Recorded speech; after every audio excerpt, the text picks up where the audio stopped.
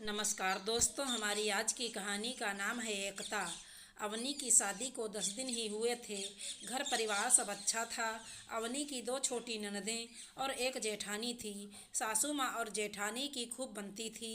दोनों मिलकर काम करती, ननदें भी मदद करती। अवनी की अभी पहली रसोई भी नहीं हुई थी। मनोरमा जी की छोटी बहू थी अवनी।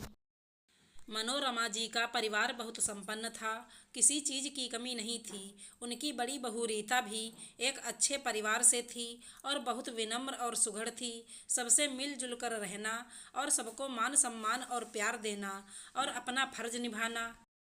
सासू माँ और ससुर जी की लाडली बहू और ननद देवर की प्यारी भाभी। अवनी का स्वभाव कुछ अलग था।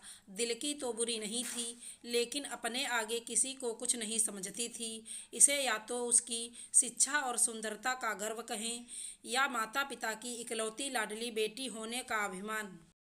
इसमें शायद अवनी की गलती कम हो, क्योंकि बचपन से ही उसके माता पिता ने यही एहसास करवाया कि वह सर्वश्रेष्ठ है। अवनी सबसे कम ही बोलती, लेकिन जेठानी की तारीफ उससे बर्दाश्त नहीं होती थी। रीता के हाथों से बने भोजन की सब दिल खोल कर तारीफ करते। सासू माँ तो खुद जो इतनी अनुभवी थी, वो भी बहू के बनाए खाने की तारीफ करते ना थकती। वैसे भी मनोरमा जी बहुत समझदार और सुलझी हुई महिला थी। घर परिवार को कैसे जोड़कर रखना है वो अच्छी तरह जानती थी। अवनी से तो ससुराल वालों ने पूरा 1 महीना कोई काम नहीं करवाया।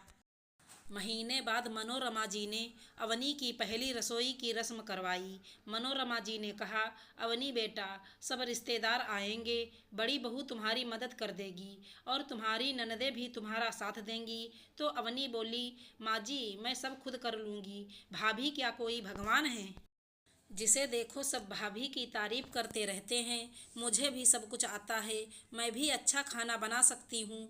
आप बता दीजिए, मैं सब कर लूँगी। मनोरमा जी बोली, बेटा मैं जानती हूँ तुम अकेले सब कर सकती हो, लेकिन जो आनंद मिलकर काम करने में है वो अकेले में नहीं। सब रिश्तेदार जब देखते हैं तो वो भी यही कहते हैं कि इस परिवार में बहुत एकता है, बहुएं मिलकर रहती हैं। इससे ना सिर्फ बहुओं की तारीफ होती है, अपितु बहुओं के मायके वालों का भी मान बढ़ता है। देवरानी जेठानी बेशक अलग अलग घरों से आती हैं, लेकिन रहती तो एक ही घर में हैं। इसलिए एक दूसरे के गुण देखो और एक साथ मिलकर रहने की आदत डालो। बड़ी बहू सदा तुम्हारी तारीफ करती है, तुम भी अपनी बुद्धि को गुणग्राहक बुद्धि बनाओ। मेरे लिए तो तुम दोनों मेरी 2 आँख हो, दोनों एक समान। अवनी चुप थी। अगले दिन सुबह उठकर अवनी अपनी जेठानी के पास गई और बोली, चलिए भाभी, आज मेरी पहली रसोई है और आपकी मदद के बिना मैं कुछ नहीं कर सकती। रीता बोली, तू तो बहुत अच्छा खाना बनाती है, शादी से पहले तेरे मायके में खाया था।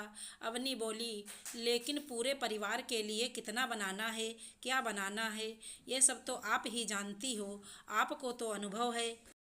मैं तो अभी छोटी हूँ और नादान हूँ, लेकिन माँ जी के समझाने से समझ गई हूँ। दोनों मिलजुल कर करेंगे तो मज़ा आएगा और सीखने को भी मिलेगा। तो रीता मुस्कुराते हुए बोली, ज़रूर मिलकर काम करेंगे और मिलकर रहेंगे।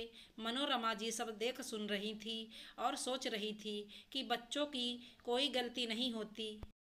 उनका क्या कसूर, जब उन्हें किसी ने सही मार्ग दिखलाया ही नहीं तो उन्हें क्यों दोष दें। उन्हें अपनी बहू अवनी पर गर्व महसूस हो रहा था कि वो उनके समझाने से समझ गई, उनका मान रख लिया। आशा करती हूँ हमारी कहानी अच्छी लगी होगी। धन्यवाद दोस्तों।